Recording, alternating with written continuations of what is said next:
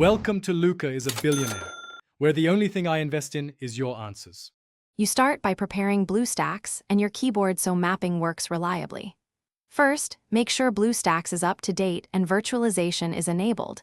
This speeds input and reduces lag.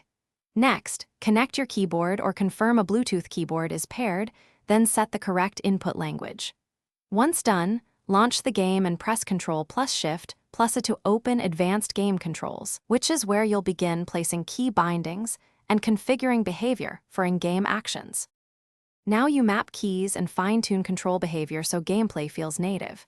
Start by loading a template, FPS or MOBA, then drag controls onto the UI and assign keys for movement, abilities, and camera.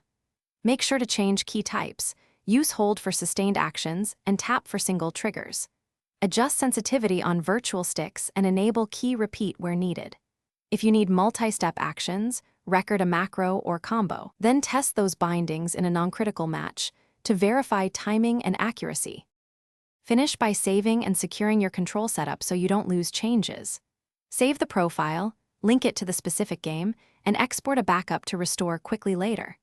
Make sure to calibrate mouse smoothing and disable any global hotkeys from overlays or other apps that might steal input. If something goes wrong, restart Bluestacks first, then rebind the problematic keys.